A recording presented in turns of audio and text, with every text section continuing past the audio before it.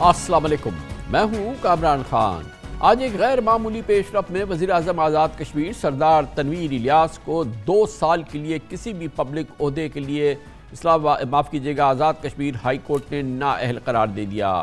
سردار تنویر الیاس کا تعلق تحریک انصاف سے ہے، ان کو عدالت برخاست ہونے تک کی سزا بھی سنائی گئی۔ تنویر الیاس کو اپنی تقاریر میں دھمکی آمیز لہجہ اختیار کرنے اور عدالت کو اسکینڈلائز کرنے پر آج آزاد جموں و کشمیر سپریم کورٹ اور ہائی کورٹ نے طلب کیا تھا۔ پہلے وہ آزاد کشمیر ہائی کورٹ میں پیش ہوئے، جہاں وہ چیف جسٹس ہائی کورٹ صداقت حسین کی سربراہی میں 6 رکنی بینچ نے سماعت کی۔ تنویر الیاس نے عدالت سے غیر مشروط معافی بھی مانگی، جو قبول نہیں کی گئی، اور یوں تنویر الیاس اسمبلی رکنیت، پارٹی صدارت، وزارت عظمیٰ سے 2 سال کے لیے فارغ ہو گئے۔ دوران سماعت ان کی تقاریر کے 3 کلپس دکھا کر عدالت نے پوچھا کہ کیا یہ آپ کی تقاریر پر کے ہی ویڈیو کے کلپس ہے، جس کا انہوں نے اعتراف کیا۔ عدالت نے پوچھا کہ کیا یہ تقریر توہین عدالت نہیں، جس پر تنویر الیاس نے کہا کہ اسی لیے معافی مانگ لی ہے۔ تاہم عدالت نے ان کی معافی مسترد کر دی اور فیصلے میں کہا کہ تنویر الیاس نے عوامی مقامات پر مسلسل عدلیہ کا وقار مجروح کیا ہے۔ غیر مشروط معافی مانگنے پر عدالت نرم رویہ اختیار کر رہی ہے اور آج سے 2 سال کے لیے کسی بھی عوامی عہدے کے لیے نااہل قرار دیتی ہے۔ دوسری جانب آزاد کشمیر سپریم کورٹ میں چیف جسٹس راجہ سعید اکرم کی سربراہی میں 3 رکنی بینچ نے بھی توہین عدالت کی سماعت کی۔ Chief justice supreme court Azad Kashmir نے ریمارکس میں کہا کہ بطور وزیر اعظم عدالتوں کی معاونت کرنا آپ کی ذمہ داری تھی۔ آپ کو عدلیہ سے کوئی گلہ تھا یا جو بھی معاملہ تھا، آپ کو یہاں آنا چاہیے تھا۔ آپ اسمبلی میں جو بات کرتے رہے، میں اس پر بھی عدلیہ نے برداشت کا مظاہرہ کیا۔ آپ نے جو کچھ تقاریر میں کہا، یہ براہ راست توہین عدالت ہے۔ اس کیس میں کسی پروسیس کی بھی ضرورت نہیں۔ اس کے بعد سپریم کورٹ نے سردار تنویر الیاس کو نوٹس جاری کیا اور تحریر جواب جمع کرنے کے لیے 2 ہفتوں کا وقت بھی دیا۔ اس سے قبل 2012 میں سپریم کورٹ آف پاکستان میں سابق چیف جسٹس آف پاکستان جناب چودھری افتخار احمد کی 3 رکنی بینچ نے پیپلز پارٹی سے تعلق رکھنے والے وزیر اعظم یوسف رضا گیلانی کو توہین عدالت کیس میں نااہل کر دیا تھا۔ انہیں بھی عدالت برخاست ہونے تک کی سزا سنائی گئی تھی، جس کے بعد وہ 5 سال کے لیے نااہل ہو گئے تھے۔ آج کی یہ بہت اہم پیش رفت ہے، اس پہ بات کرتے ہیں۔ ہمارے ساتھ موجود ہیں معروف قانون دان، اپنا نیوز پروگرام بھی ہوسٹ کرتے ہیں، جناب عبدالمعیز جعفری ہمارے ساتھ موجود ہیں۔ بہت بہت شکریہ جعفری صاحب۔ بڑی خبر ہے، آزاد کشمیر کا پرائم منسٹر ہے اور وہ کنٹیمپٹ آف کورٹ میں نااہل ہو جاتا ہے، اور بڑی دلچسپ بات یہ ہے کہ پاکستان میں یہ دوسرے وزیر اعظم ہیں جو توہین عدالت پر اس کڑی سزا کے مرتکب پائے گئے ہیں۔ جی بہت شکریہ کامران صاحب، آپ نے موقع دیا۔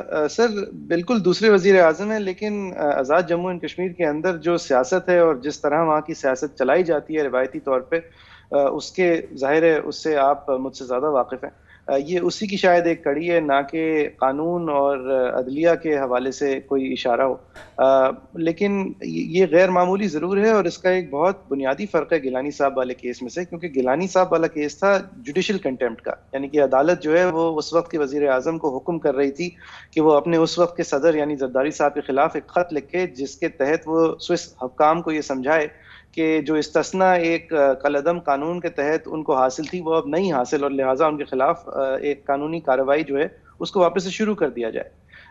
یہ یوسف رضا گیلانی صاحب کرنے سے انکاری تھے، اس لیے عدالت نے اپنے حکم کی نافرمانی کی وجہ سے ان کو till the rising of the court disqualify کیا تھا۔ اب یہ بھی ایک سخت سزا ہے، لیکن اس سزا سے بچنے کا طریقہ بہت آسان ہے کہ آپ جو حکم کر رہی ہے عدالت وہ کر دیں اور نافرمانی ختم کر دیں، اور جوڈیشل کنٹیمپٹ کی سزا ہونی بھی چاہیے، کیونکہ اگر عدالت کی ساکھ مجروح اس طرح ہوگی کہ عدالت آپ کو کچھ حکم کرے اور آپ اس کو کرنے سے ہی انکاری ہو جائیں، تو پھر تو عدالت اور کسی اور کی رائے میں فرق نہیں رہے گا، رول آف لاء جو ہے وہی ایروڈ ہوگا۔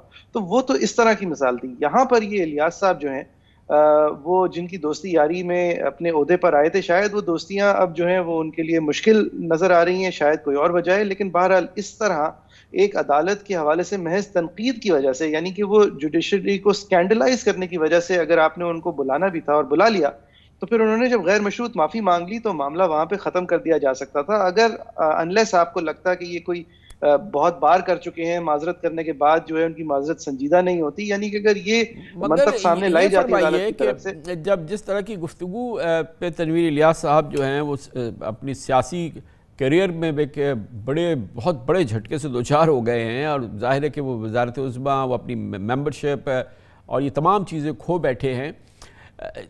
اس قسم کی گفتگو تو یہاں بہت سنتے رہتے ہیں، خاص طور پہ ابھی آپ نے سنا کہ مریم نواز صاحبہ نے جو ہے وہ چیف جسٹس آف پاکستان اور عدالت کے دوسرے لوگوں کی تصویریں دکھائیں، ان کے نام دیے، ان کے حوالے سے انہوں نے کی، وہ یقیناً ایک تقریباً ناقابل یقین قسم کی جو گفتگو ہے عدلیہ کے حوالے سے اور چیف جسٹس کے حوالے سے اور سینئر ترین ججز کے حوالے سے وہ ہوئی ہے، تو اس پر تو کوئی کنٹیمپٹ کی کارروائی نہیں ہوئی۔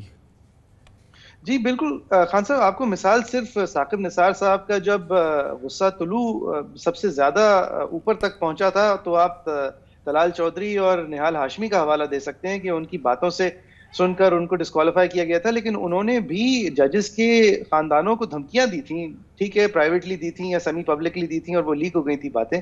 مطلب آپ کو اس کی مثال جس طرح آپ نے بہت عمدہ طریقے سے بتایا کہ مریم نواز صاحبہ کو دیکھیں، یا پھر عمران خان صاحب نے جب افتخار چودھری نو لیس کی عدالت کو شرمناک اس کا رویہ کہہ دیا تھا، تو اس کے بعد بھی خان صاحب کو بلایا اور خان صاحب کی معذرت کے بعد بات ختم ہو گئی۔ اب یہاں پر بھی یہ جو صاحب ہیں، ان کی جو گفتگو آرڈر کے اندر ریپروڈیوسڈ ہے، وہ تو تنقید کر رہے ہیں کہ یہ سٹے دے دیتے ہیں، کسی بھی چلتے پھرتے آتے کو سٹے دے دیتے ہیں، سنتے بھی نہیں ہیں، ڈھائی مہینے سے ایک مسئلہ پھنسا ہوا ہے، بچوں کے لیے تعلیم کے پیسے ہیں، مطلب اپنی فرسٹریشن کا اظہار کر رہے ہیں۔ مگر جعفری صاحب سوری تھوڑا سا ٹائم کا مسئلہ، یہ مجھے یہ فرمائیے گا کہ جس وقت یہ کیس سامنے آیا ہے اور تنویر الیاس صاحب جو ہیں وزارت عظمیٰ کھو بیٹھے ہیں، اس وقت ایک بہت ہی سینسٹیو معاملہ چل رہا ہے سپریم کورٹ آف پاکستان میں۔ سپریم کورٹ آف پاکستان کے احکامات تھے الیکشن کے حوالے سے کہ 14 مئی کو پنجاب میں الیکشن ہوں، اور 2 ٹوک حکم ہے وفاقی حکومت کو، تمام وفاقی صوبائی اداروں کو کہ اس پہ عمل درآمد کرے، اس پہ عمل درآمد نہیں ہوا ہے، ڈیفائی ہو گیا ہے یہ لا، اور یہ تمام صورتحال جو ہے، تو یہ بھی کہ توہین عدالت کی ایک کوئی بڑی کارروائی کا موجب ہو سکتی ہے یہ پوری صورتحال شہباز شریف صاحب کے خلاف؟ سر ہو سکتی نہیں ہے، ہونی چاہیے، کیونکہ یہ جوڈیشل کنٹیمپٹ ہے، یہ کورٹ کی عزت میں آپ کمی نہیں لا رہے، یہ کورٹ کو آپ تذلیل نہیں کر رہے، وہ پھر کورٹ کی اپنی ثوابدیدی آپ کو معاف کر دے یا درگزر کر دے۔ یہاں پہ تو آپ کورٹ کے حکم کو نہیں مان رہے، یعنی جو رول آف لا کا بنیادی ستون ہے آپ اس کو توڑ رہے ہیں، اور آپ توڑتے ہوئے علیہ اعلان توڑ رہے ہیں، آپ نیشنل اسمبلی میں سے ریزولوشنز پاس کروا رہے ہیں کہ نہیں جی ہم نہیں مانتے۔ تو یہاں پہ تو اگر توہین عدالت نہیں کیری آن کرے گی، تو یعنی کہ کورٹ جو ہے وہ کہہ رہا ہوگا کہ ہمارے احکامات جو ہیں وہ آپ کے لیے آپشنل ہیں، تو میرے خیال سے یہاں تو توہین عدالت نے فالو لاجکلی کرنا چاہیے۔ بہت بہت شکریہ جناب عبدالمعیز جعفری ایڈوکیٹ ہمارے ساتھ موجود تھے، معروف قانون دان۔ کمرشل بریک، اس کے بعد ذکر کریں گے پارلیمنٹ کی کوشش رہی، موجودہ parliament P D M parliament کی، کہ قانون سازی کر دیں جس کے ذریعے چیف جسٹس آف پاکستان کے سپریم کورٹ کے از خود نوٹس کے اختیارات جو موجودہ صورتحال ہے اس میں کمی لائی جائے، اس میں اس کو سلب کیا جائے یا اس حوالے سے اس کی اصلاحات کر دی جائیں، اور اس کے لیے نیا قانون بنا ہے جو کہ اب چیلنج ہو گیا ہے لاہور ہائی کورٹ میں، اسلام آباد ہائی کورٹ میں، سپریم کورٹ میں، گویا کہ یہ واقعی قانون بنے، اس پہ عمل درآمد ہو۔ ابھی اس کے لیے عشق کے امتحان اور بھی ہیں، وہ امتحانات کیا ہیں یہ آپ کو بتاتے ہیں چھوٹے سے وقفے کے بعد۔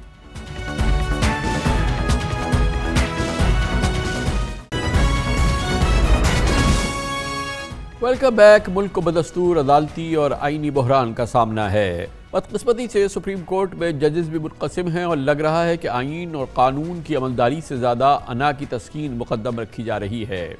گزشتہ روز حکومت نے چیف جسٹس آف پاکستان کے اختیارات کے استعمال میں تبدیلی اور بینچ کی تشکیل کے طریقہ کار سے متعلق supreme court practice and procedure bill parliament کے مشترکہ اجلاس سے منظور کرایا۔ اپوزیشن شور مچاتی رہ گئی، مگر حکومت کے کان پر جوں نہ رنگی۔ یہ آپ کے علم میں ہے کہ اس وقت پارلیمنٹ مجموعی طور پر پی ڈی ایم پر ہی مشتمل ہے۔ پاکستان تحریک انصاف کے جو اراکین پارلیمنٹ میں واپس آنا چاہتے ہیں، ان کے لیے فی الحال اسپیکر نے کوئی راستہ فراہم نہیں کیا ہے۔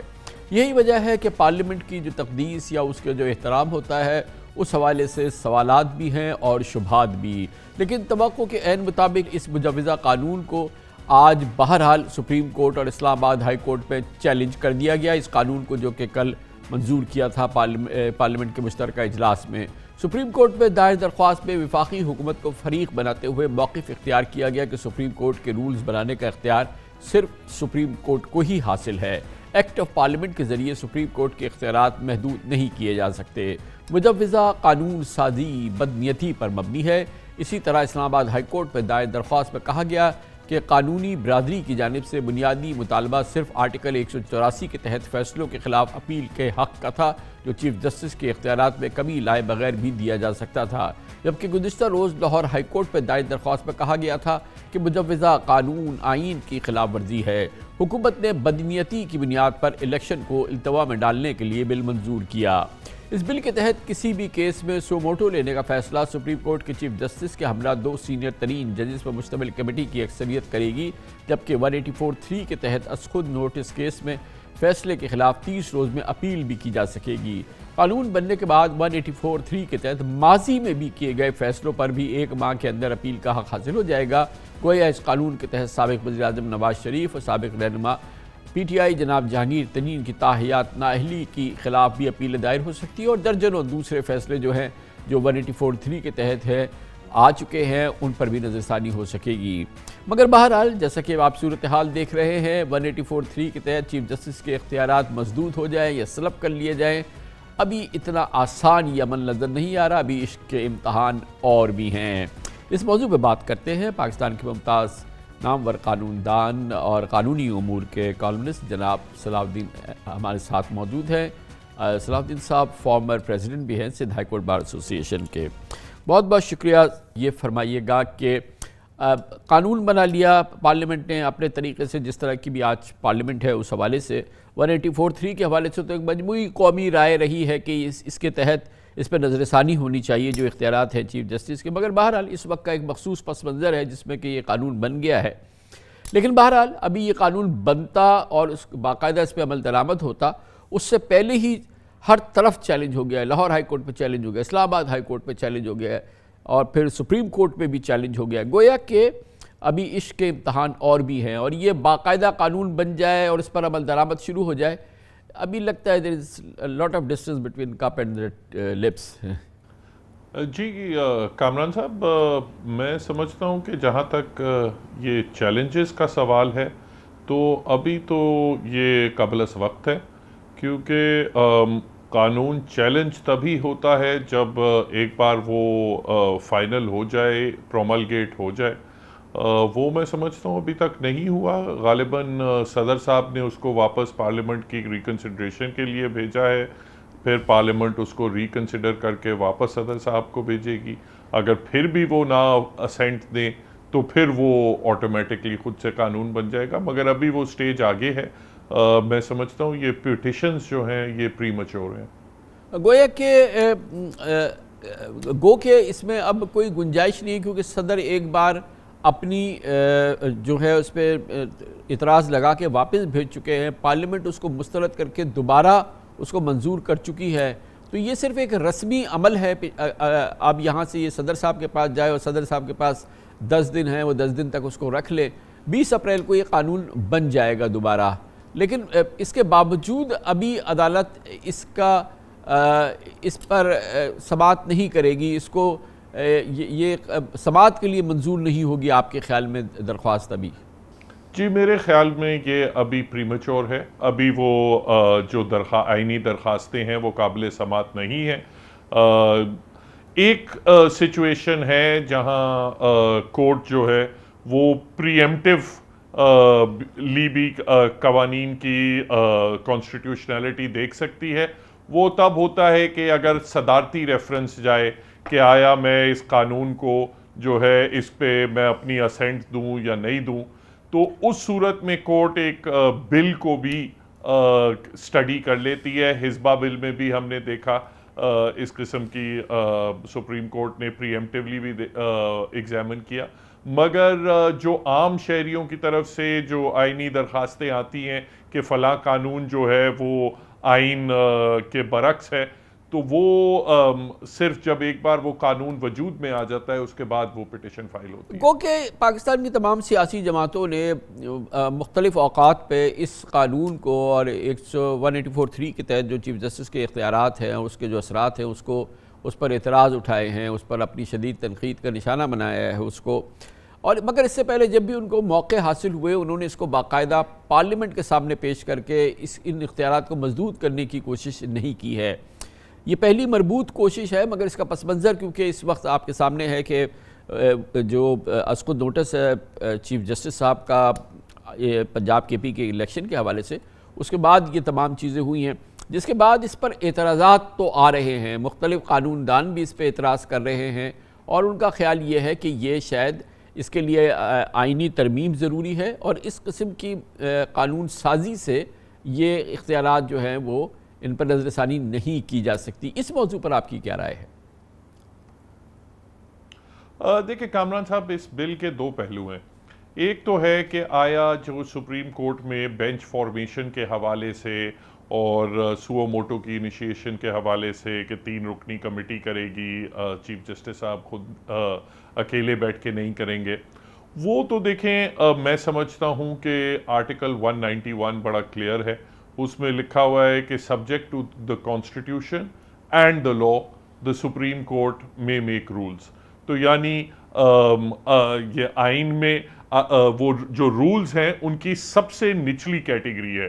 رول سے اوپر قانون ہے جو کہ پارلیمنٹ بناتی ہے، اور لا سے اوپر جو ہے وہ آئین ہے.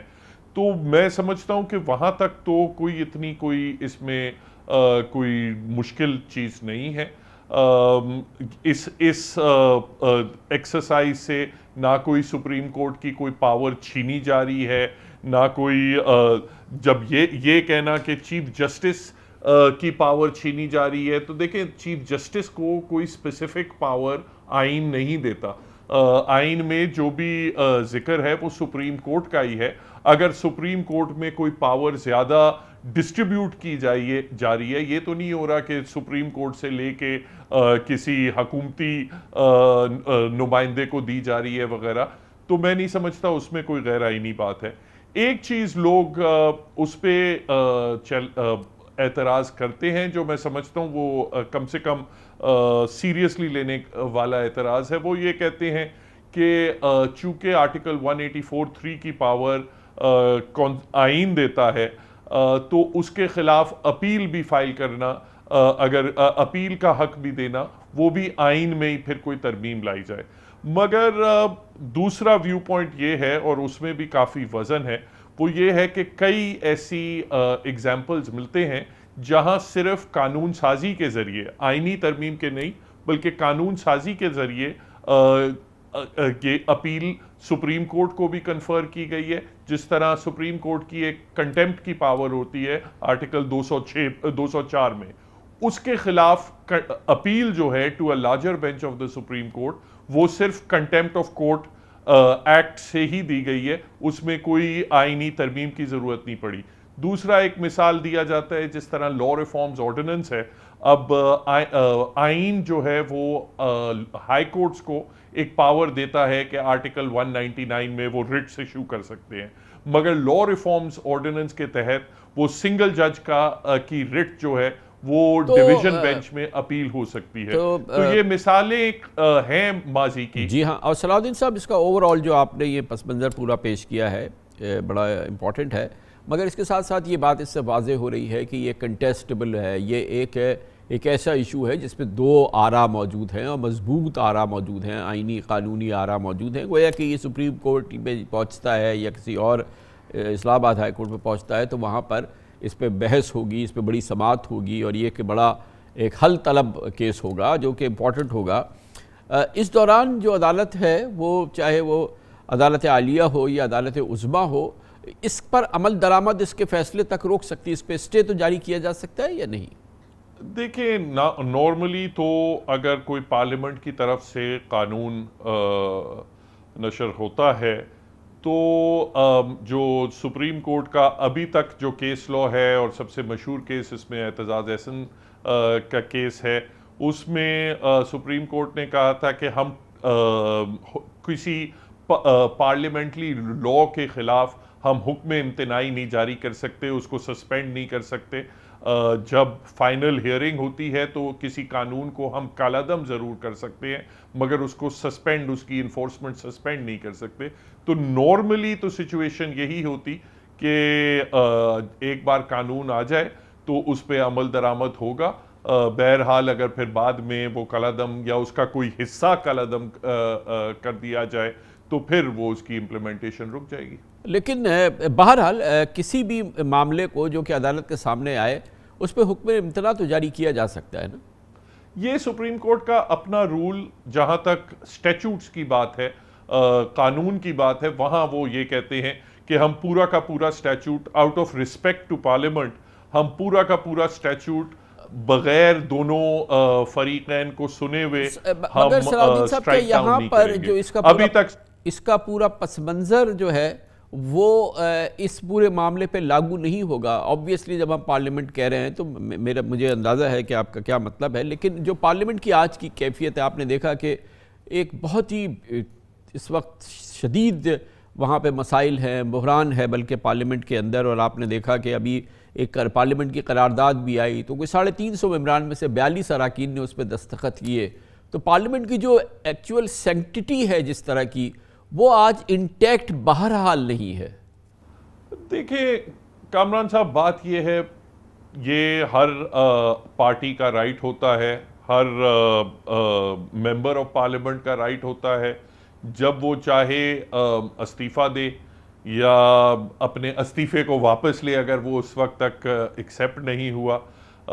مگر ان چیزوں سے میں نہیں سمجھتا کہ آپ یہ کہہ سکتے ہیں اگر کوئی ایک جماعت جو ہے وہ کہے کہ میں پارلیمنٹ میں شریک نہیں ہوتی تو آپ یہ نہیں کہہ سکتے کہ پارلیمنٹ کا وجود نہیں رہا یا اب اس پارلیمنٹ کے جو قوانین بدل چکی ہے نا، وہ تو اب بدل چکی ہے. وہ جو ان کے استعفے ہیں وہ تو سارے اب وہ تو ان کو تو ریجیکٹ کر دیا گیا، وہ تو ڈسمس ہو چکے ہیں باقاعدہ. اب تو ان کو واپس نہیں آنے دیا جا رہا نا پارلیمنٹ میں، اب تو یہ صورتحال ہے.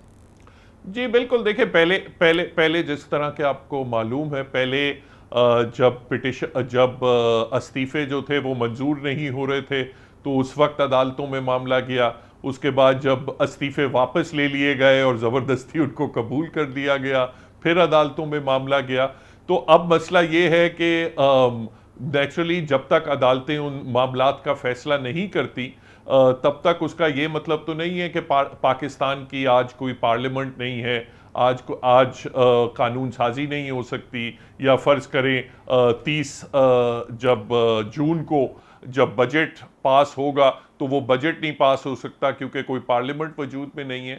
ان چیزوں کو نیچرلی آپ کو ہولسٹک. بہت بہت شکریہ، بڑی نوازش. جناب صلاح الدین احمد ہمارے ساتھ موجود تھے. کمرشل بریک، اس دوران نیوز ہیڈ لائن دیکھیں، جس کے بعد ہم اپنے پروگرام کے باقی حصے کے ساتھ بات کریں.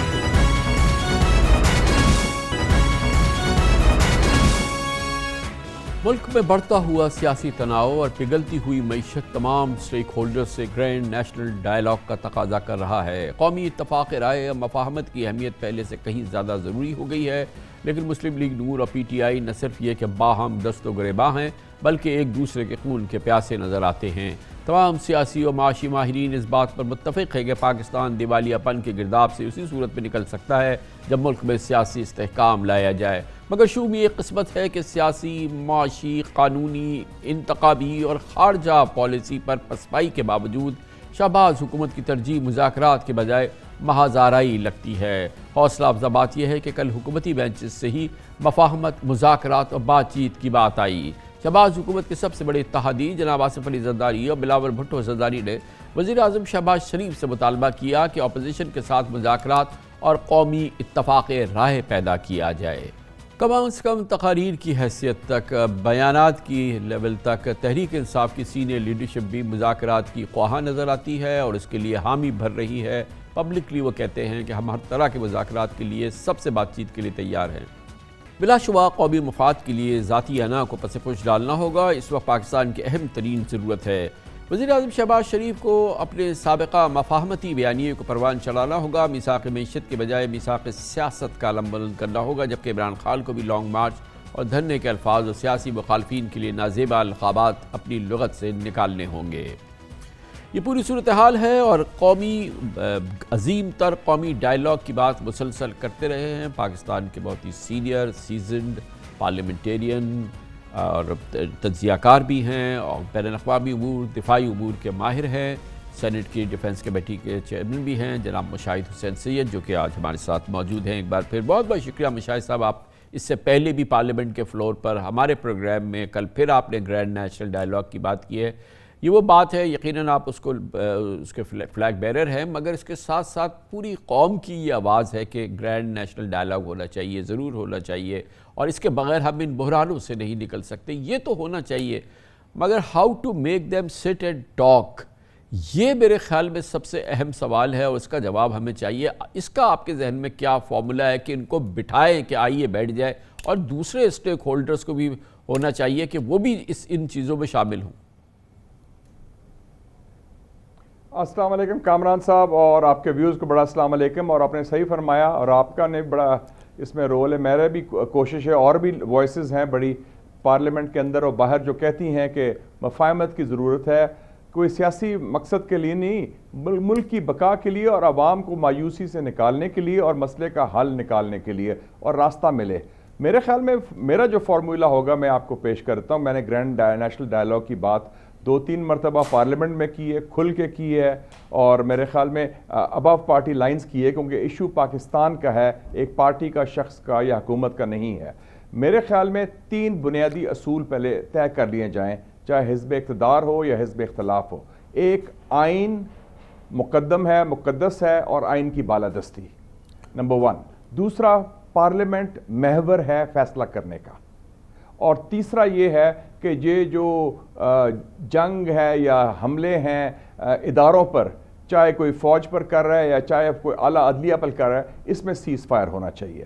یہ 3 مسلمہ اصول طے کر کے پھر ایک سائملٹینیس ڈائیلاگ میرا انیشیٹو ہوگا کہ اسپیکر قومی اسمبلی, جو سابق اسپیکر قومی اسمبلی اسد کیسر صاحب کو بلائے, وہ ڈائیلاگ اور دعوت دے کہ پی ٹی آئی کے جو لوگ جنہوں نے استعفیٰ دیا تھا ان کو دعوت دیتے ہیں کہ واپس آئیں قومی اسمبلی میں, اور ساتھ ساتھ ایک سیاسی ڈائیلاگ شروع ہو جائے پی ڈی ایم کے سیکرٹری جنرل شاہد خاقان عباسی اور پی ٹی آئی کے سیکرٹری جنرل اسد عمر کے درمیان کہ rules of the game set کرنے کے لیے کیسے ہم نے آگے بڑھنا ہے, تاکہ لوگ بات کر رہے ہیں کوئی آئینی ترامیم کی بھی, کیونکہ الیکشن سے پہلے rules of the game set ہونے چاہیے تاکہ جو بھی انتخابات ہوں ان کے نتائج قبول کیے جائیں, کیونکہ ایک پارٹی نے جیتنا ہے, ایک نے ہارنا ہے, اور وہ نتائج کا قبولیت بہت اہم ہے. اور میرے خیال میں اس میں جو تو مشاہد صاحب یہ جو مثبت کردار ادا کریں. فارمولا آپ نے رکھا ہے, جو روڈ میپ آپ نے رکھا ہے, بالکل ڈوبل ہے, بالکل کریڈیبل ہے, بالکل یہ اس کے جو کانسٹیٹوئنٹس ہیں, انگریڈینٹس ہیں, وہ ہیں جو کسی ایک اچھی چیز کو ڈیلیور کر سکتے ہیں. اب بالکل صحیح ہے.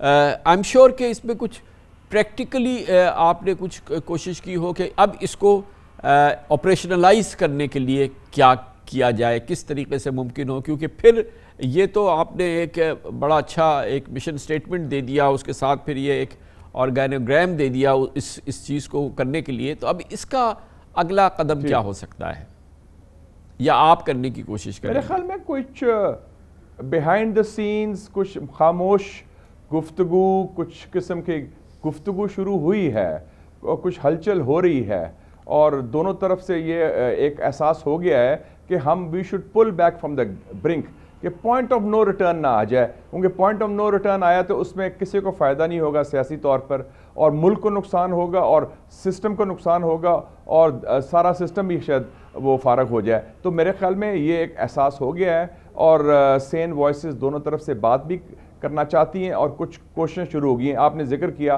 کل, میرے خیال میں کل آصف علی زرداری صاحب کی تقریر بڑی اچھی تقریر تھی, اور انہوں نے بڑے کھل کے بات کی, مذاکرات کی. ان کے صاحبزادے بلاول نے بھی یہ بات کی, اور ہمارے پارٹی سے بھی اور پی ڈی ایم سے بھی اور پی ٹی آئی سے بھی ایسی آوازیں اٹھ رہی ہیں جو اعتدال پسند لوگ ہیں, جو سمجھتے ہیں کہ ماضی کی غلطیاں اگر دہرائی گئیں تو اس کے نقصانات ماضی سے بھی برے ہوں گے. تو مشاہد صاحب اس میں ایک اور نکلنے کی ایک آہستہ آہستہ راہ کھل رہی ہے. ایک ہاں, جیسے کہ آپ نے فرمایا, بالکل صحیح فرمایا, ظاہر ہے کہ اس کے ہمیں آثار نظر آ رہے ہیں.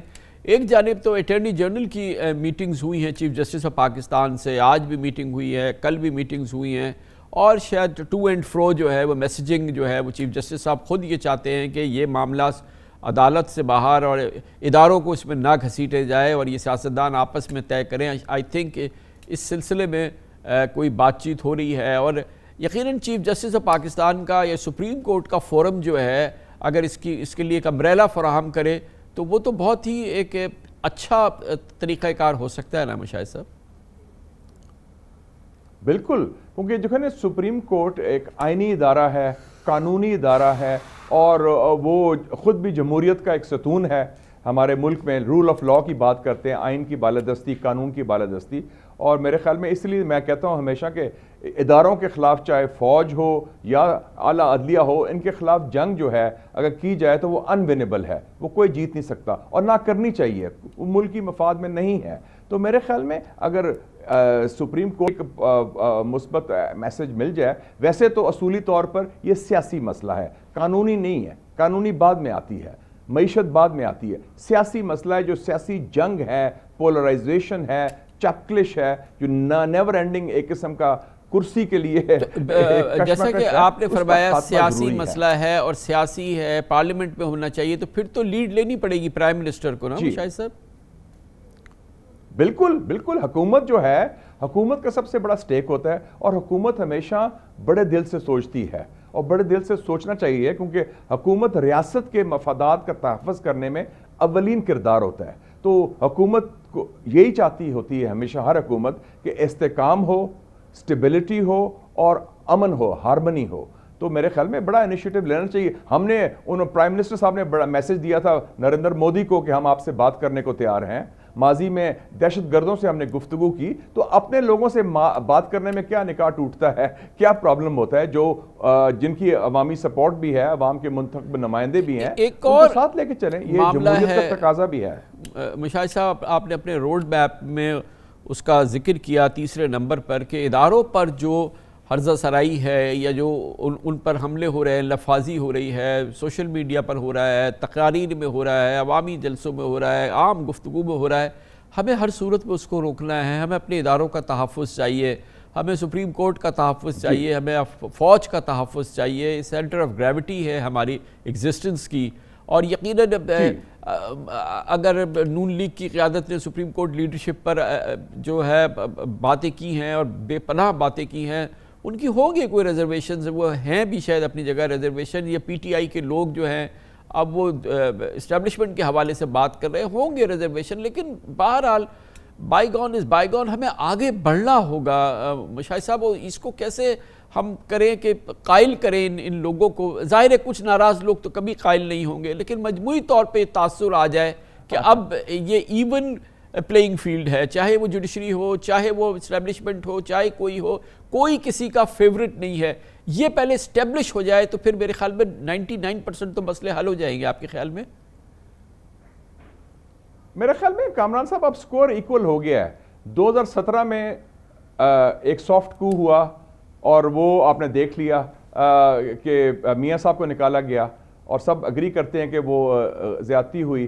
2022 میں ایک اور سافٹ کو ہوا, اس کو عمران خان کو نکالا گیا. تو اب دونوں ایون ہیں, دونوں نے سبق سیکھ لیے ہیں. میرے خیال میں اب وقت آ گیا ہے کہ اب آگے بڑھیں, کیونکہ اب اگر ماضی میں پھنسے رہیں گے تو ایسے تو پھر ساؤتھ افریقہ جیسے ملک میں مینڈیلا 27 سال جیل میں رہا تھا اور قید تنہائی میں تھا. پہلا کام اس نے کیا, جنہوں نے ان کو جیل میں ڈالا تھا ان سے مذاکرات شروع کیے اور پرامن طریقے سے کیے, اور آپ دیکھیں کہ خونی انقلاب کے بجائے پرامن طریقے سے ساؤتھ افریقہ میں جمہوریت آ گئی. تو اس سے زیادہ زیادتی تو پاکستان میں تو نہیں ہوئی نا جو ان سے ہوئی تھی. تو میرے خیال میں ہمارا اسلامی مذہب بھی ہمارا یہی کہتا ہے کہ بڑے دل سے نکلیں اور معاف کریں, forgive and forget and move on.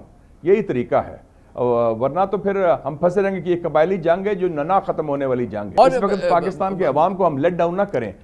Mushahid صاحب, اس میں آپ کا پہلے سے ہمیشہ سے یہ موقف رہا ہے, ہمارے پروگرام میں بار بار آپ نے اس کو مینٹین کیا ہے کہ آفٹر آل یہ تمام بات چیت ہونے کے بعد ہمیں الیکشن کی طرف جانا چاہیے تاکہ ہم مستحکم, مضبوط, صاف شفاف الیکشن کے تحت مضبوط حکومت کو جنم دے سکیں. دیکھیں جی, بنیادی چیز ہے کہ بیلٹ باکس انتخابات جو آئین میں لسٹڈ ہیں, جو بنیادی تقاضا ہے جمہوریت کا, وہی واحد راستہ ہے جس کے ذریعے ایک حکومت میں لیجیٹیمیسی آئے گی اور ملک میں استحکام آئے گا, اور لوگ کو اس سکھ کا چین لے گئے کہ ہمارے ووٹ سے جو حکومت آئی ہے وہ اقتدار پر ہے اور ہمیں اس حکومت پر اعتماد ہے. تو there is no the question is not if, the question is when elections will be held. صرف یہ ہے تاریخ کا تعین کرنا. یہ ویسے بھی الیکشن کا سال ہے, صرف یہ ٹائمنگ کا ایشو ہے. وہ ٹائمنگ کا ایشو سیٹل کر لیں 2 مہینے پہلے بعد جو بھی ہے, لیکن ایک free and fair elections without any political engineering, یہ پاکستان کا اس وقت نیڈ آف دی آر ہے. Yes sir, thank you so much, बहुत बहुत शुक्रिया जनाब मुशाहिद हुसैन सैयद हमारे साथ मौजूद थे। कमर्शियल ब्रेक और उसके बाद जिक्र करते हैं सुप्रीम कोर्ट ऑफ पाकिस्तान का, जहां पर अजब सूरत हाल थी, शायद अब उसमें कुछ वो तहलील हो रही है। आज बड़ी खुशगवार खबर आई है कि चीफ जस्टिस ऑफ पाकिस्तान जनाब जस्टिस उमर अता बंदियाल की एक खुशगवार मुलाकात हुई है सीनियर तरीन जज मुअज़्ज़िज़ जस्टिस काजी फ़ाइज़ ईसा के साथ। इससे पहले खबरें आ रही थीं कि चीफ जस्टिस ऑफ पाकिस्तान के ख़िलाफ़ शिकायत आ रही हैं अजीब व गरीब, जो कि सुप्रीम जुडिशल काउंसिल में पहुँचाई जा रही हैं। इसी दौरान कज़िया काफ़ी ठंडा हो चुका था। जनाब काजी फ़ाइज़ ईसा के हवाले से जो सदारती रेफरेंस आया था वो भी अब जो था वो ख़त्म हो गया था, अचानक वो भी उठ खड़ा हुआ है। ये सारा पस मंज़र है। बहरहाल पाकिस्तान की सुप्रीम कोर्ट को अदालतों का जो मकाम है, जो उनकी इज़्ज़त है, जो उनकी पोजीशन है, उसे हमें प्रोटेक्ट करना है और उसके लिए इन तमाम कोशिशों को हमें नाकाम बनाना है जो इस अदालत को तकसीम करने के लिए हो रही हैं। इस पर नज़र डालते हैं छोटे से वक्फे के बाद।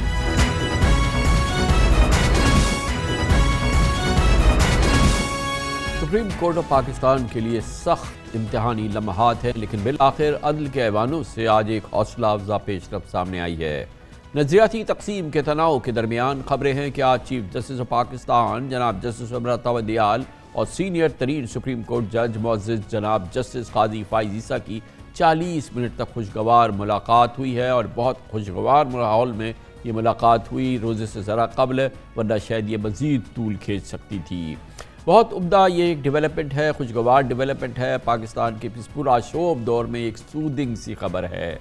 दरअसल पिछले कई महीनों से पाकिस्तान का निज़ाम अदल तारीखी आजमाइश से गुजर रहा है। इंसाफ के तराजू पर अवाम का एतमाद कच्चे धागे से बंधा नजर आ रहा है। मुनसिफ खुद शिकायत के कठेरे में नजर आ रहे हैं।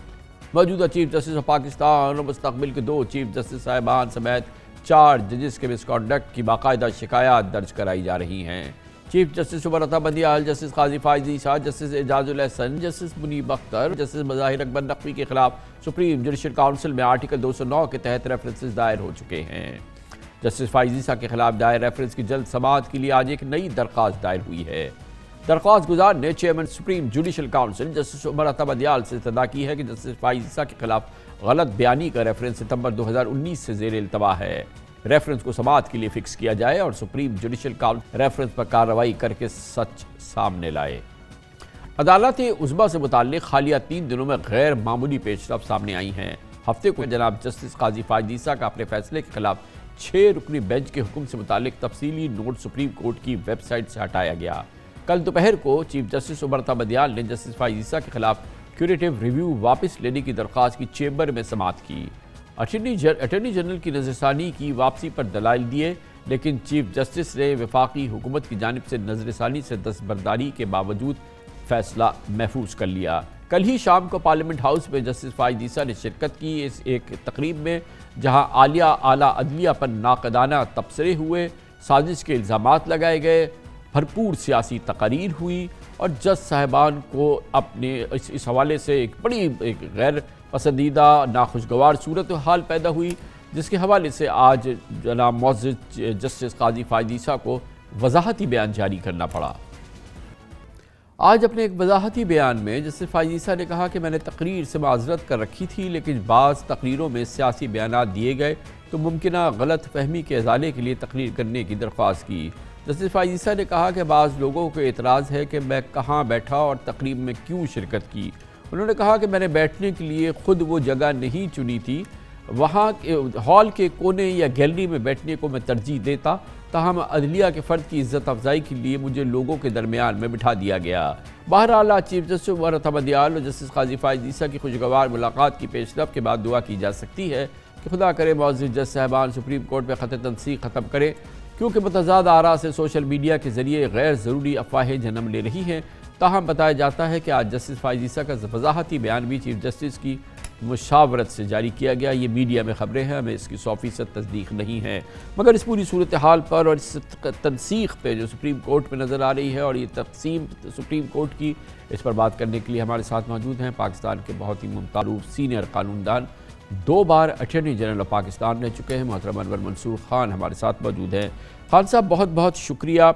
इस पस मंज़र में कि हम एक तूफ़ान सा देख रहे थे सुप्रीम कोर्ट में कि شکایات ہیں سپریم جوڈیشل کونسل میں چیف جسٹس صاحب کے خلاف، سینئر ترین سپریم کورٹ کے ججز صاحب کے سامنے پہنچ رہی ہیں. جسٹس فائز عیسیٰ کے ریفرنس کا ایشو دوبارہ کھڑا ہو گیا تھا، ایک اور ان کے خلاف شکایت جو موجود ہے وہ کھڑا ہو گیا، اور اس میں ایسا لگتا تھا کہ جنگ کا سا سبا ہے کہ اس دوران یہ بہرحال آج یہ خبر آئی ہے اور وہ خوشگوار ڈیولپمنٹ کی جس میں کہ جسٹس فائز عیسیٰ کی چیف جسٹس آف پاکستان کے ساتھ ایک خوشگوار ملاقات کی خبر ہوئی ہے.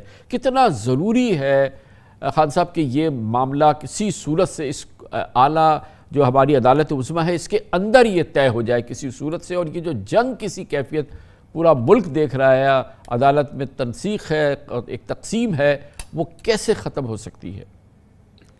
بسم اللہ الرحمن الرحیم. کامران صاحب بہت بہت شکریہ، یہ بہت امپورٹنٹ آپ نے یہ ٹاپک چنا ہے آج، اور آپ نے مجھے عزت دی ہے کہ میں اس ٹاپک کے اوپر کچھ بات کر سکوں.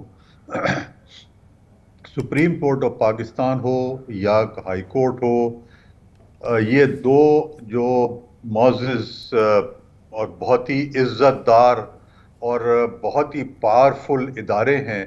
یہ بیسیکلی انڈیپینڈنٹ ادارے ہیں، اور ان کا سین جس کو ہم کہتے ہیں کہ اپنے ہوش میں رہنا جو ہے وہ بہت ضروری ہے. سپریم کورٹ آف پاکستان میں ریسنٹلی ہم نے دیکھا کہ مختلف سوشل میڈیا کے اوپر بہت ساری باتیں، کچھ سچ کچھ غلط، کچھ قیاس آرائیاں، کچھ مختلف لوگوں کے آرے جو تھے وہ اس میں بتائے گئے اور کہے گئے. یہ سب چیزیں جو تھیں اس سے ہمارا انفارچونیٹلی سپریم کورٹ بہت زیادہ ڈیمیج ہوا. ٹھیک ہے، اندرون ہمیشہ کچھ نہ کچھ چپکلش رہتی ہے، کچھ نہ کچھ ڈس ایگریمنٹس ہوتے ہیں، بہت ساری باتیں ایسی ہوتی ہیں جو کہ ججمنٹ کے دوران ججز کورٹ کے اندر بھی ڈس ایگری کر جاتے ہیں بہت ساری باتوں سے. ہم نے دیکھا کہ جو بڑی بینچیں بنتی ہیں اس میں ایک جج صاحب ایک بات کرتے ہیں، دوسرا دوسری بات کرتے ہیں، مگر اس سے آپس کے جو تعلقات ہیں اس پہ اثر نہیں پڑتا. ججمنٹس جو ہیں وہ مختلف ہو سکتے ہیں، ججمنٹس جو ہیں وہ ایک دوسرے کے خلاف، ایک دوسرے کے نظریے سے مختلف ہو سکتے ہیں، لوگوں کے طریقے مختلف ہو سکتے ہیں، مگر یہ جو سوشل میڈیا نے جو ریز کی یہ چیزیں، مجھے بہت افسوس سے بات یہ کہنی پڑتی ہے کہ اس کی وجہ سے بہت سارے نوٹس لکھنے پڑے، بہت سارے اپنے جو ڈسینٹنگ نوٹس جو ہیں ان کی ڈیٹیلز میں جانا پڑا.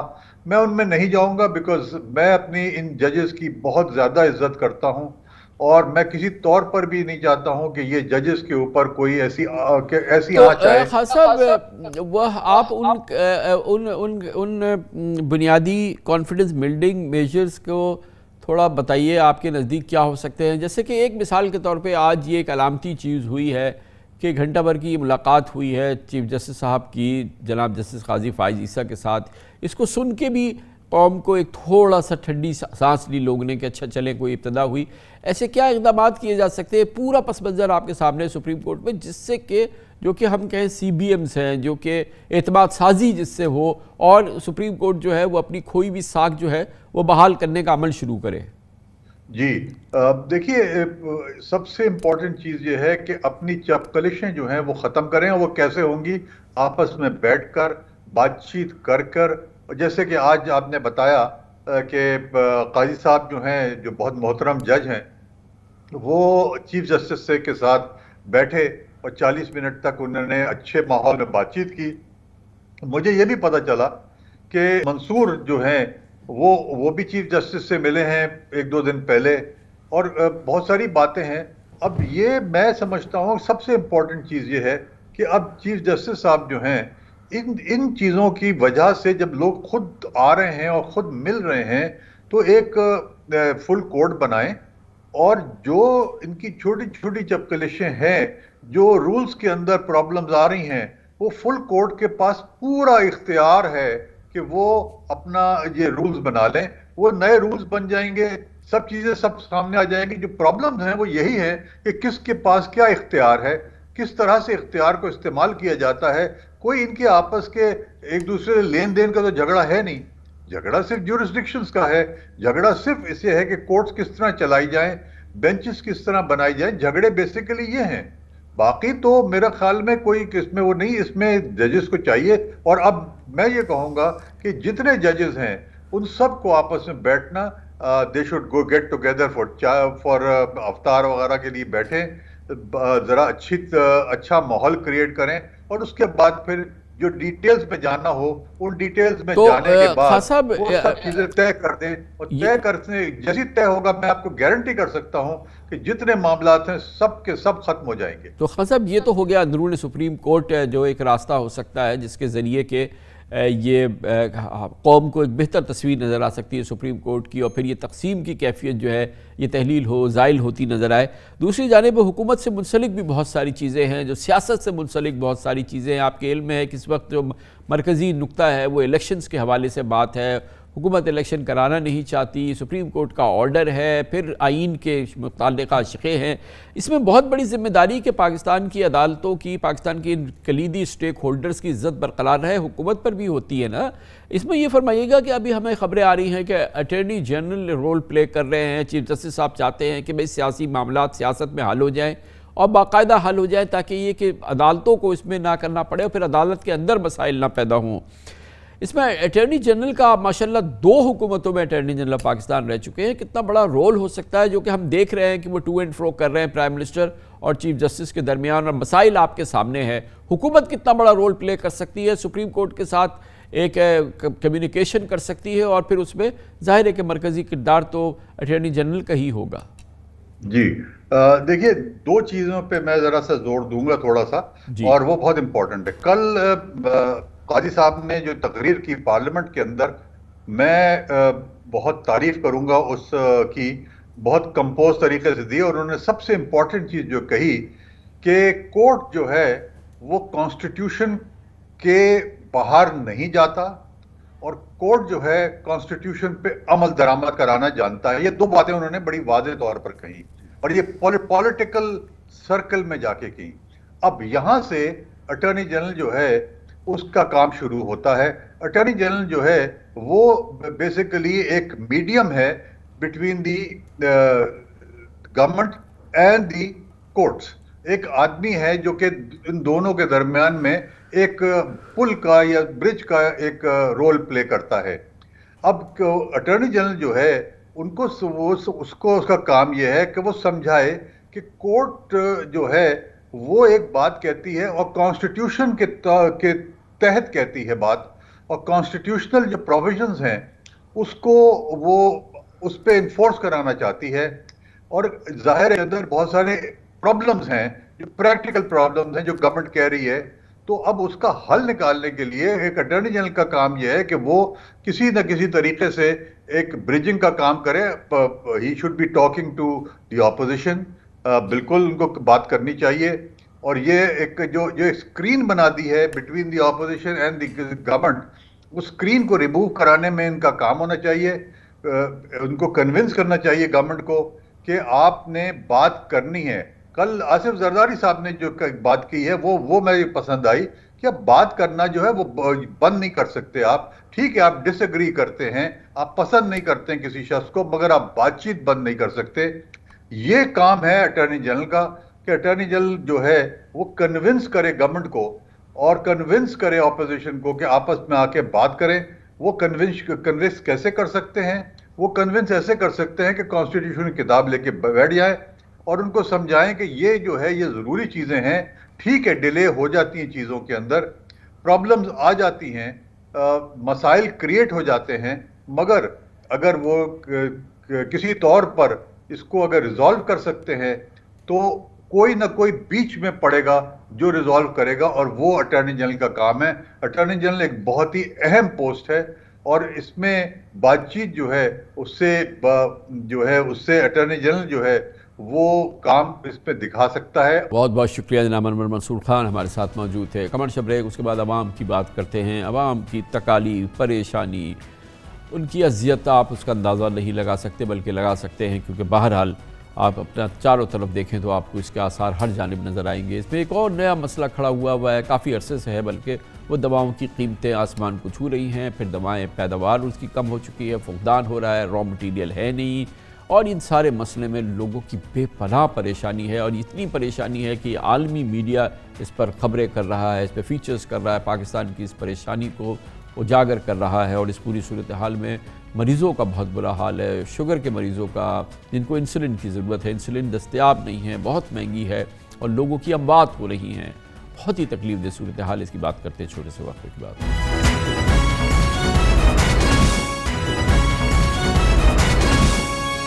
ہم سب کا ایمان ہے کہ زندگی اور موت اللہ کے ہاتھ میں ہے، لیکن پاکستان کی مفلوج معیشت مریضوں سے علاج و معالجے کے ساتھ زندگیاں بھی چھین رہی ہے۔ علاج کے اخراجات ناقابل برداشت حد تک پہنچ چکے ہیں۔ روپے کی بے قدری، ہوشربا مہنگائی اور امپورٹس پر غیر اعلانیہ بندش سے دواؤں کی قیمتیں آسمان پر پہنچ گئی ہیں۔ یہ بعض ادویات کی مینوفیکچرنگ بند ہونے کی وجہ سے دوائیں نایاب ہو گئی ہیں۔ Sugar, blood pressure, T B, ulcer, antibiotic, infection روکنے والی متعدد دوائیں خریدنا عوام کی سکت سے باہر ہو رہا ہے۔ شوگر کنٹرول میں رکھنے والی انسولین کی قیمتیں دگنی ہو گئی ہیں، گویا بے شمار مریضوں کا اب دوا کے بجائے صرف دعاؤں پر انحصار ہے۔ وزیر اعظم شہباز شریف کے لیے بہت فکر مندی ان کو ہونی چاہیے کہ پاکستان میں دواؤں کی قلت اور اس کے تباہ کن اثرات پر پوری دنیا کو تشویش ہے۔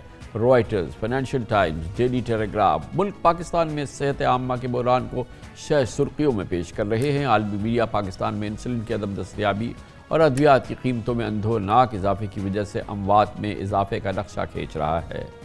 دراصل پاکستان کی فارماسیوٹیکل کمپنیز 90% خام مال امپورٹس کرتی ہیں۔ شہباز حکومت میں روپے کی گرتی قدر، خام مال کی ایلسیز کھولنے میں مشکلات اور بے قابو مہنگائی کی وجہ سے ادویات کی پیداواری لاگت میں 40 سے 50% اضافہ ہو چکا ہے۔ ادویات مہنگی ہونے کے ساتھ ناپید بھی ہو گئی ہیں۔ لوگ میڈیکل سٹورز پر مارے پھر رہے ہیں۔ یہ دوائی مہنگا ہونے کی وجہ سے جو مریض دن میں 3 بار ادویات استعمال کرتے تھے، اب 2 یا 1 بار دوا کھانے پہ مجبور ہو گئے ہیں۔ دوائی 100 والی تھی وہ 150 کی ہو گئی ہے، 150 والی 250 کی ہو گئی ہے۔ اس طرح ریٹ بڑھے دوائیوں، بہت زیادہ شارٹ ہے، میڈیسن نہیں آ رہی ہیں، کافی ساری میڈیسن جو میڈیسن شارٹ ہیں وہ نہیں آ رہی ہیں، وہ مارکیٹ میں بلیک میں بکتی ہیں۔ جتنی بھی انسولین ہے سب پہ پرائز بڑھے ہیں، 300-400% ریٹ بڑھا ہے۔ بہت زیادہ لوگ پریشان ہیں انسولین کے لیے، خاص طور پہ ہومولین 70-30 NR انسوگیٹ وغیرہ مکسٹارڈ وغیرہ، بہت لوگ پریشان ہیں اس کے لیے، کسی کے پاس بھی نہیں۔ تقریباً 100 میں سے 70-80% میڈیسن شارٹ ہے۔ اب لوگ جو بیچارے جن کی کارڈک کی میڈیسن چل رہی ہے وہ تو ریگولر چلنے والی میڈیسن ہے، ڈائبٹک کی میڈیسن ریگولر چلنے والی ہے، لیکن ہے ہی نہیں، اب کیا کریں۔ 50% تو بہت دور کی بات ہے، 100% اب ہو گئی ہے۔ ہر دوائی میڈیسن جو ہے نا مہنگی ہو رہی ہے، امپورٹ نہ ہونے کی وجہ سے، ڈالر کی وجہ سے جو دوائیاں مہنگی ہو رہی ہیں، سرجیکل کا آئٹم مہنگا ہو رہا ہے، مال کوئی منگوا نہیں رہا باہر سے۔ رات کو ریٹ اور ہوتا ہے، صبح ریٹ اور ہوتا ہے۔ تقریباً کہہ سکتے ہیں اب 100% سے بھی اوپر میڈیسن کے ریٹس بڑھے ہیں۔ امپورٹڈ میڈیسن باہر سے آتی ہیں وہ تو تقریباً اب آنا بند ہو گئی ہیں، اور کافی حد تک جو ہے خاص کر کینسر کی میڈیسن جو ہے تقریباً پاکستان میں نہیں بنتی کوئی میڈیسن کینسر کی، وہ ساری انڈیا یا اس طرف سے آتی ہیں، تو وہ اب امپورٹ بند ہے جس کی وجہ سے وہ نہیں مل رہی ہیں۔ جو میڈیسن ہمیں پہلے 100 روپے کی آتی تھی اب وہ 250 روپے کی آ رہی ہے، ڈبل سے بھی زیادہ۔ امپورٹڈ میڈیسن جو آتی تھی جیسے کینسر کی CA کی میڈیسن آتی تھی وہ بھی سب شارٹ ہیں، سرجیکل آئٹم بھی شارٹیج ہے بہت زیادہ، امپورٹ ہو ہی نہیں رہی ہے میڈیسن، شارٹیج اس وجہ سے ہو رہی ہے، اور جو آ رہی ہے تو پرائس کنٹرول نہیں ہے، پرائس بہت 3 گنا ہوا ہے۔ ابھی موجودہ حال میں CT اسکین کا انجیکشن، MRI کا انجیکشن شارٹ ہے بہت زیادہ، تقریباً 3 مہینے ہو گئے ابھی تک نہیں آ رہا ہے، تو وہ انجیکشن کی اوریجنل پرائس ہے 6000 تو وہ 7000 9000 تک کا بھی سیل ہو رہا ہے یہاں پر۔ کچھ لوگ جس کے پاس ہے وہ اپنے پرائس کے اوپر سیل کر رہا ہے۔ 200% فرق پڑا، بلیک میں بک رہے ہیں، جو چیز 1000 روپے کی وہ 10,000 کی بک رہی ہے، جس کے پاس مال پڑا ہے وہ اپنے ریٹوں میں بیچ رہے ہیں۔ میرے والد صاحب کو خود شوگر میں خود بلیک میں لے کے لگوا رہا ہوں، میڈیکل اسٹور ہے اپنا۔ زمین اور آسمان کا فرق پڑا ہے دوائیوں کی قیمت میں، دن بدن دوائیوں میں ریٹ میں فرق آتا جا رہا ہے، اور اسی وجہ سے غریب عوام افورڈ نہیں کر سکتی دوائی کا ہے یا کھانا کا ہے۔ میرے اپنے والد صاحب کو 20 سال سے شوگر ہے اور وہ انسولین لگاتے ہیں ہومولین 70-30 جس کی قیمت ہے 1150 روپے، میں نے اس دن مارکیٹ سے منگوائی 1800 روپے کی۔ کیا کریں، مجبوری ہے، بھی لینی تو ہے۔ مہنگائی اور ڈالر مہنگا ہونے کی وجہ سے دوائیوں کی قیمت پہ بہت زیادہ اثر پڑا ہے، جس کی وجہ سے عام دوائی جو ہے لوگوں کی پہنچ سے دور ہوتی جا رہی ہے، جو کہ انسانی صحت کے لیے بہت زیادہ ضروری ہے، جس کی ضرورت دن میں صبح شام ہوتی ہے۔ انسولین تو ایسی چیز ہے جو کہ ان میں 2 دفعہ 3 دفعہ تو ڈائبٹک کے پیشنٹ کو لگتی ہے، جس کی وجہ سے جو ہے وہ کھانا بھی نہیں کھائے لیکن انسولین اس کو لگانی ہے۔ اگر یہ چیز شارٹ کر دیں گے، اس پہ بینڈ لگا دیا گیا تو عام زندگی اور انسان تو ختم ہو گیا جو ڈائبٹک کا پیشنٹ ہے۔ کسٹمر کو کافی مشکل ہو رہی ہے، خریداری کم ہو گئی ہے، جو پہلے کسٹمر منتھلی لیتا تھا وہ لے نہیں پا رہا ہے، 200% انکریز ہو گئے ہیں تو ریٹ، اور ہر سپلائی میں انکریز ہی ہو رہا ہے۔ افسوس سے کہنا پڑ رہا ہے کہ قومی خزانہ اس قدر کنگال ہو چکا ہے کہ جان بچانے والی ادویات کے خام مال اور میڈیکل سپلائز کے امپورٹس کے لیے بھی ہمارے پاس ڈالرز نہیں۔ دواؤں کا خام مال، سرجیکل آلات، ہیلتھ کیئر ڈیوائسز، اسپتالوں کی مشینری کے پرزے، اس کے علاوہ ایکس ریز اور سی ٹی اسکینز کی فلمز کی امپورٹ تک رک گئی ہے۔ ٹیسٹنگ کٹس مہنگی ہونے یا ان کی امپورٹس محدود ہونے کی وجہ سے لیبارٹریز سے میڈیکل ٹیسٹ کرانا بھی ایک مسئلہ بن رہا ہے۔ متعدد سرکاری ہاسپٹلز میں میڈیکل ٹیسٹ بند ہو گئے ہیں، جبکہ پرائیویٹ لیبارٹریز نے قیمتوں میں 50% تک اضافہ کر دیا ہے۔ ہاسپٹلز میں نئی مشینریز کی درآمد اور خراب مشینوں کی مرمت کے لیے پارٹس کی دستیابی نہیں ہے، جس کی وجہ سے آپریشن مؤخر ہو رہے ہیں اور مریض اور ان کے تیمارداروں کی مشکلات میں اضافہ ہو رہا ہے۔ پاکستان کی عوام کی یہ بہت ہی تکلیف دہ صورتحال، جس کا تعلق دواؤں سے ہے، ان کی صحت سے ہے، ان کی طبی نظام سے ہے، اور اس میں جو دواؤں کا فقدان اور اس کی قیمتوں میں بے پناہ اضافہ، اس پر بات کرنے کے لیے ایک بار پھر ہم نے دعوت دی ہے فاروق بخاری صاحب کو، جو چیئرمین ہے پاکستان فارماسیوٹیکل مینوفیکچررز کے۔ بہت بہت شکریہ بخاری صاحب۔ یہ فرمائیے گا، آپ سے اس سے پہلے بھی بات ہوئی تھی، حالات اور خراب ہو گئے ہیں، اور اس پوری صورتحال میں اس وقت جو ہم دیکھ رہے ہیں کہ دواؤں کی دستیابی جو ہے وہ بہت بڑا ایک مسئلہ بن گیا ہے اکراس دا بورڈ، تمام قسم کی مریضوں کے لیے یہ مسئلہ ہو رہا ہے، اور یہ ایگریویٹ ہو رہی ہے سچویشن مسلسل۔ کیا وجہ ہے کہ یہ ہر گزرتے دن میں حالات خراب ہو رہے ہیں؟ سر اچھا سر، سنس فیو منتھس ہم government pillar to post, we ran pillar to post, relevant authorities کو ہم نے ایڈوکیٹ بھی کیا کہ نیشنل ہیلتھ کرائسس کی طرح ہم دھکیلے جا رہے ہیں دن بہ دن، بٹ انفارچونیٹلی ہم پرائم منسٹر صاحب نے کمیٹی بنائی، ان ریلیونٹ منسٹر سے ہی ملے، سب سے ہماری ملاقاتیں ہوئی، سینٹ میں ہم نے ملاقات کی، سب کو ہم نے یہ ایڈوکیٹ کیا اور یہ بتایا کہ جی ایک نیشنل کرائسس کی طرف ہم جا رہے ہیں اور ہماری انڈسٹری ایک کلوجر کی طرف جا رہی ہے، بٹ انفارچونیٹلی کوئی مقدم اقدامات نہیں اٹھائے جا رہے اس انڈسٹری کو بچانے کے لیے۔ سو ابھی ریسنٹلی گرمیوں کا سیزن آنے والا ہے، ORS جیسی چیزیں وہ شارٹ ہیں، مارکیٹ میں مل نہیں رہی ہیں۔ جو ہسپتال میں سرجریز ہوتی ہیں وہ سلیکٹیو سرجریز ہو رہی ہیں کہ بیسک پروپوفول جو اینستھیزیا ڈرگز اویلیبل نہیں ہے، ہیپرین ڈرگز اویلیبل نہیں ہے، سائیکوٹراپک ڈرگز اویلیبل نہیں ہے، انسولین اویلیبل نہیں ہے، اور جو اویلیبل ہیں وہ بلیک مارکیٹنگ میں کئی کنٹرول پرائس سے کئی گنا زیادہ بک رہی ہیں۔ انفارچونیٹلی سر ہم تو گورنمنٹ کو بتا کے تھک گئے، اب ہمیں سمجھ نہیں آ رہی ہم کس فورم میں جا کے اپنی عرضی لے کے جائیں کہ کیوں اویلیبل نہیں ہے بخاری صاحب؟ یہ تمام چیزیں جو آپ نے لسٹ کی یہ کیوں اویلیبل نہیں ہے؟ جی سر، شرح سود جو ہے 12% سے 23% چلے گی بینک کے سپریڈ کے ساتھ، یوٹیلیٹی بل 28 روپے سے 45 سینٹ روپیز پہ چلا گیا ہے، ڈیلی ویجز جو ہے 35,000 کو آلموسٹ گورنمنٹ فکس کرنے جا رہی ہے۔ یہ ساری سچویشن جو ہے، ہم آئسولیشن کام تو کرتے نہیں، پوری اکانومی اس پہ بیئر کر رہی ہے، ہم بھی as a pharma industry bear کرتے ہیں۔ ہماری بڑی میگر سی ڈیمانڈ تھی 38.5% of increase of inflationary adjustment, جب 230 کا ڈالر تھا، اب ڈالر 285 پہ کھڑا ہوا ہے، شرح سود ہماری 21% پہ جا چکی ہے۔ So sir naturally most of the production has been stopped, جتنے manufacture for the last 3 months وہ فائنینشیل کرنچ سے گزر رہے ہیں، اور کافی ادوائت ہیں جنہوں نے اپنی پروڈکشن سے ہٹا دی گئی ہے کیونکہ وائبل نہیں رہی ہیں۔ ہمارا وقتاً فوقتاً گورنمنٹ کو ہم وارن بھی کرتے رہے، گورنمنٹ کو آگاہ بھی کرتے رہے، but unfortunately sir with a very heavy heart I have to say کہ ہم ایک نیشنل ہیلتھ کرائسس میں آ چکے ہیں، بٹ گورنمنٹ مسٹ۔ بخاری صاحب، یہ جو ایک بڑا مسئلہ ہے جو آپ دیکھ رہے ہیں کہ انٹرنیشنل میڈیا اس کو ہائی لائٹ کر رہا ہے، یہ جو ہمارے ڈائبیٹکس ہیں، جو ڈائبٹیز کے لوگ ہیں، ان کے لیے انسولین جو نہیں مل رہی ہے، یہ تو لائف اینڈ ڈیتھ کا معاملہ ہے۔ یہ انسولین کا کیا معاملہ ہے؟ سر آپ بالکل درست فرما رہے ہیں، انسولین بیسکلی موسٹلی امپورٹ ہوتی ہے، جتنی کمپنیز یہاں امپورٹ کرتی تھی جو ڈالر ڈسپیرٹی کی وجہ سے وہ انہوں نے امپورٹ بند کر دی ہے، کیونکہ گورنمنٹ ان کی طرف پرائس کی طرف نظر ثانی نہیں کر رہی ہے، تو naturally since last few days I would say few weeks انہوں نے اپنے پروڈکٹس ودرا کر لیا ہے۔ انسولین جو مارکیٹ میں اویلیبل ہے وہ کئی گنا کنٹرول پرائس سے زیادہ بک رہی ہے بلیک مارکیٹنگ میں۔ اچھا، اس کی مین وجوہات جو یہی ہیں کہ سر جو ہماری پرائس آف جو کاسٹ آف پروڈکشن ہے بڑھ چکی ہے، اور کاسٹ آف امپورٹ بھی بڑھ چکی ہے۔ ہماری ایل سیز جو ہے منتھلی بیسس پہ، ویکلی بیسس پہ کھلتی نہیں ہے، زیادہ تر ایڈوانس پیمنٹ کرتی ہیں۔ جو ادارے ہیں، انسٹیٹیوشن ہیں فارما انڈسٹری کے، وہ اپنی فائنینشیل کرنچ میں اس حد تک آ چکے ہیں، now they towards closure, they running on 40% capacity, تو how can we maintain a healthy supply of medicines in the country? بہت بہت شکریہ جناب فاروق بخاری ہمارے ساتھ تھے، چیئرمین پاکستان فارماسیوٹیکل مینوفیکچررز۔ اس کے ساتھ ہی ہمارے آج کے پروگرام کا اختتام ہوتا ہے، کل آپ سے پھر ملاقات ہوگی انشاءاللہ۔ کل تک کے لیے کامران خان کو اجازت، اللہ حافظ و ناصر۔